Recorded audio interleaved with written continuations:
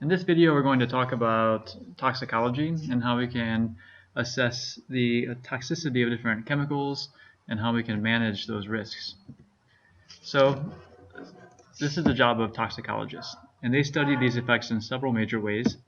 One is by using human epidemiological, well, that's a mouthful, studies, and also using dose-response studies in the lab. So these human epidemiology studies are human studies that rely on case histories, so observation and analysis of individual patients, like someone who gets exposed to a toxin. We can monitor that patient over days, weeks, and months, etc. But we can also do these long-term epidemiological studies, which are usually large-scale comparisons of different groups of people, such as comparing smokers versus non-smokers over a lifetime to see the effect on, say, lung cancer.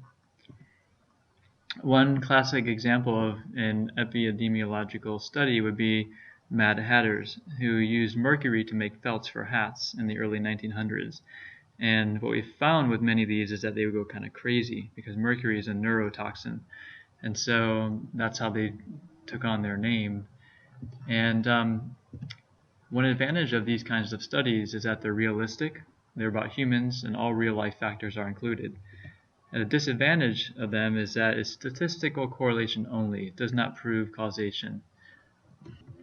Because you're not, in this case, say, controlling mercury as a controlled independent variable, you can just see that there seems to be some correlation between people who work with mercury and their level of madness. But to actually prove causation, you have to go about using a more controlled study so that it's not some other factor that might be involved in causing both of those things. And it can also take many years to get results. These are usually long-term. So what we generally tend to use more of is dose-response analysis. And as you can see from this would be animal testing. And this is a method of determining toxicity of a substance by measuring the response to different doses. So this is a very controlled experiment in this way. Lab animals are used. And mice and rats breed quickly, and they give data relevant to humans because they are mammals like us.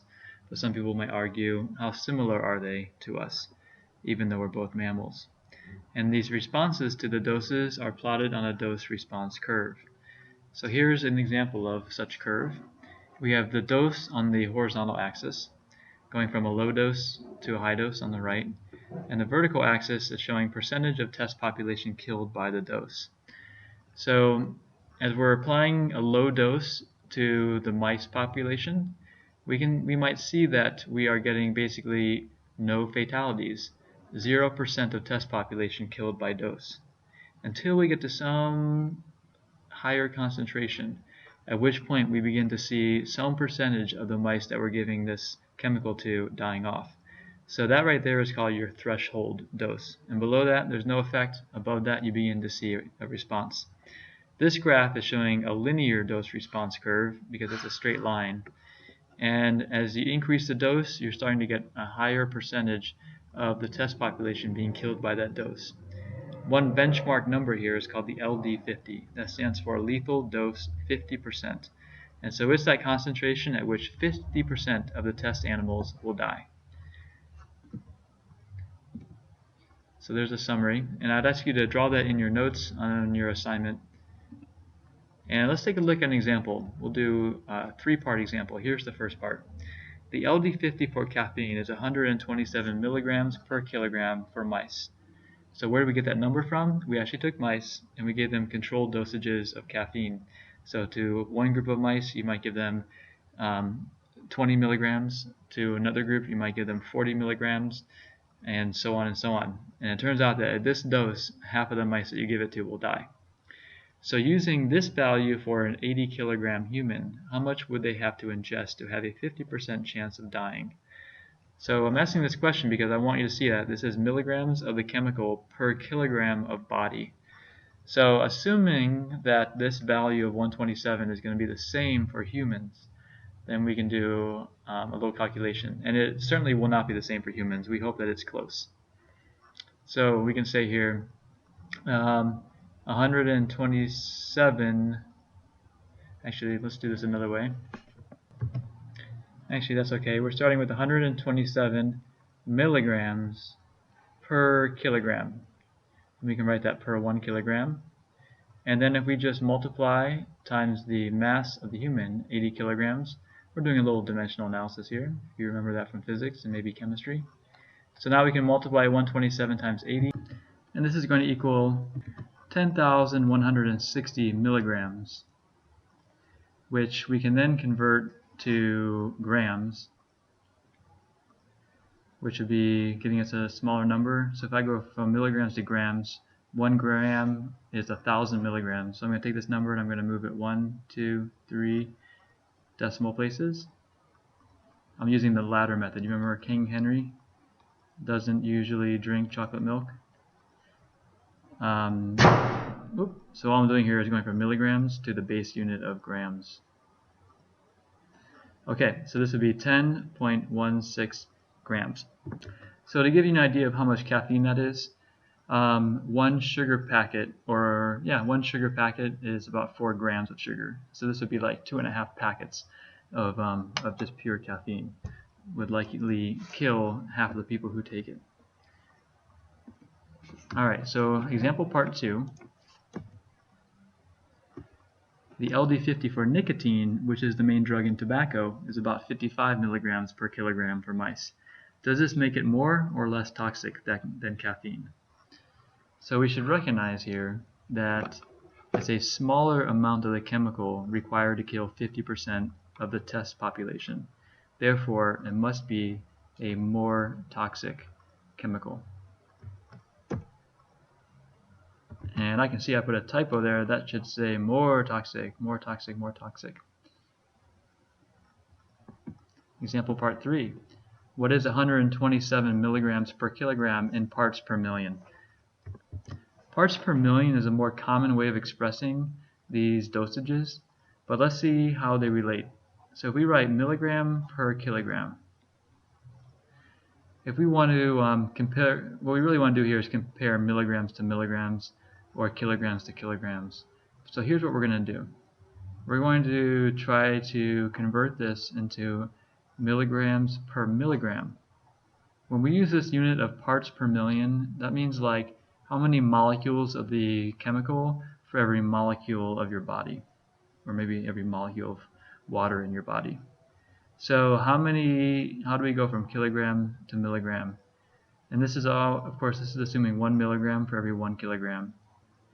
So how many milligrams is in 1 kilogram? If we go back to King Henry, so we're going from milligrams over here, or kilograms over here to milligrams. So that's 1, 2, 3, 4, 5, 6 jumps.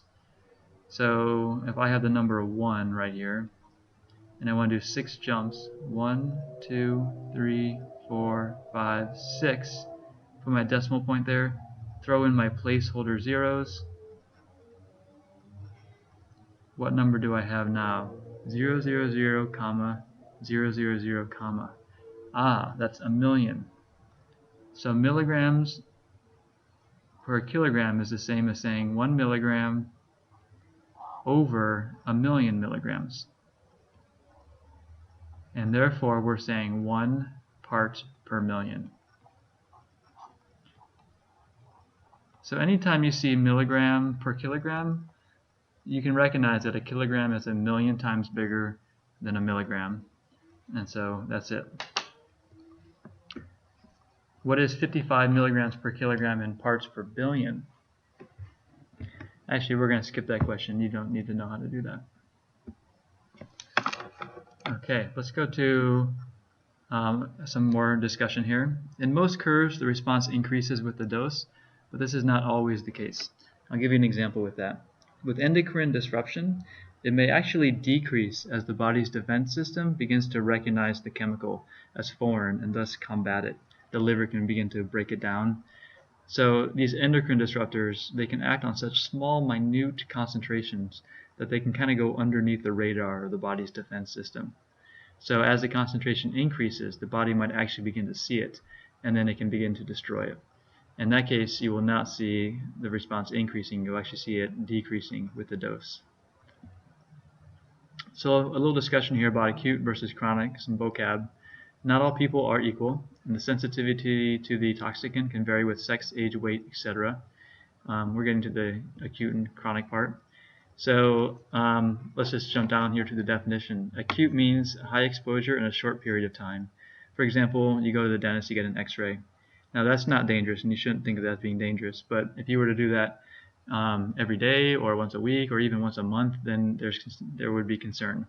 At that point, we would call it chronic exposure, lower amounts over a longer period of time, or just not necessarily lower, but some amount over a long period of time. So example, being overexposed daily to UV sunlight while lifeguarding. But in general, when we talk about acute, we do mean high enough exposure to be able to see an effect.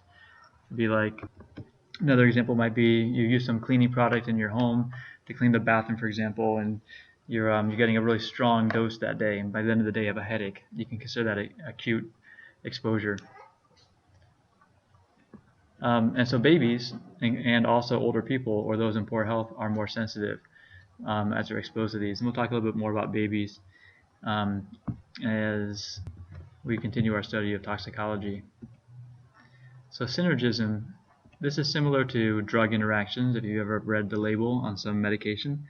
It just means that substances may interact when combined together. So mixes of toxicants may cause effects greater than the sum of their individual effects. That's the idea behind synergism. This is like 1 + 1 = 3. And this is a challenging problem for toxicology because there is no way to test all possible combinations. If you just think about even having, say, 3 different drugs that you want to compare their effects on, and because we're constantly creating more chemicals at the rate of about 1,000 or a couple thousand new ones a year, there's no way that we can test those with all the 100,000 or so that we've already made. And plus, the environment contains complex mixtures of many toxicants. So it's not like to do that in a controlled study, you have to recognize that there are already a lot of environmental toxins out there. I'll give you one example of synergism. This is frog limb deformalities. And kind of perplexed biologists for a while, but it turns out that it's a parasitic trematode worms that are the cause. But you see this cause more when these frogs are exposed to pesticide runoff, because this increases the rate of infection by these parasitic worms, and this is because the frog's immune system is lowered by the presence of that pesticide. So here's some pictures of some of these microscopic worms. We're going to jump to a slightly different topic here, which is risk perception. So we know that a lot of chemicals can be dangerous, and some of us may have been exposed to them and gotten headaches and things like that. But our perception of risk tends not to match statistical reality. So for example, most people would think of flying an airplane as pretty dangerous. But as you can see, that's much, much, much less dangerous by like 200 times less than being overweight by only 15%. And so this is an example of misperception of risks. And it's one of the things where we have to really look at facts and not just go with our gut feeling. So how do we manage risks once we've actually looked at the statistics and seen what are actual likely causes for death? And I'm not going to test you on a lot of this, at least not at this point here, but you do have to compare costs and benefits. What level of risk will we accept for some benefit? For example, asbestos is a great flame retardant, but it is also a carcinogen. Should we use it to prevent building fires? It is used for a long time in the installation of homes and buildings to slow down how fast they burn if they catch fire. But we know that it can also cause lung cancer. So what's worse, having a house burn down and potentially people burning inside, or would it be getting lung cancer? Or even children's clothing and tissues for that matter. We add a chemical to them to make them less flammable, more flame retardant. And we know that those chemicals are also dangerous, have toxicity to them, and some of them causing cancer at great enough exposures. So we have to balance it. There are 2 general approaches, though, that we should be familiar with. One of them assumes that the chemical is harmless until shown to be harmful, and the other way flips it around. It assumes it's harmful until shown to be harmless. So the first way is called innocent until proven guilty. The second one is called the precautionary principle. And this has some implications for product testing. So for example here, you have a sequence of events leading to the development of a new product. So the innocent until proven guilty approach would say, let's build this product, let's do the research, let's develop it, let's do some pre-market testing, let's let consumers use it, let's do some post-market testing. Well, let me say this, once consumers are using it, if we see that it's harmful, then let's do some testing, more testing, and if it truly does seem to be unsafe, then we're going to recall it or ban it. And eventually you'll weed out all the unsafe products. But there's a different way of looking at it, which is the precautionary principle, saying that let's first assume that it's not safe and put it through rigorous testing, and only the safest products are brought to the market, causing minimal impact on human health. So industry, as you can imagine, has pressured government to take an innocent until proven guilty approach. This lets them get their developed products out to the marketplace more quickly. But environmental advocates have pressured government to follow the precautionary principle. And we'll have these coming up in our town hall meeting about pesticide use. These are some principles that you might want to use as part of your strategy. So what are some federal agencies that govern all this kind of regulation? You should know these key ones. The Food and Drug Administration, FDA, they test or evaluate food additives, cosmetics, drugs, and medical devices. Then you have your Environmental Protection Agency, EPA. They're testing pesticides, industrial chemicals, and any synthetic chemicals not covered by other agencies. So this is really about things that we are directly applying to the environment. And then Occupational Health and Safety Administration, also called OSHA, they deal with workplace hazards. So as we study pesticide, workers who are in the field applying these pesticides, they would be protected by any regulations established by OSHA. Organisms in the environment that might be exposed to these pesticides, frogs and whatnot, they would be protected by the EPA. And it would be the FDA's job to prove that these pesticides are not going to be harmful if they're ingested as residue on fruits and vegetables. So the EPA is charged with monitoring 75,000 industrial chemicals. That's a huge number. This is too many chemicals and too little time, people, and resources. So only 10% of the chemicals on the market now are actually thoroughly tested, and only 2% are screened for being carcinogens, mutagens, or teratogens. Those are some seriously dangerous chemicals if they have those properties. And less than 1% are government regulated, meaning that you really have to limit how many you're exposing people to. And this is important, 0% are tested for endocrine, nervous, or immune effects, and none are tested for synergistic effects. So as we're learning about chemicals that do endocrine mimicry or endocrine disruptors, like chemicals you might add into plastics to improve their plasticity or other properties, these are not tested for these effects.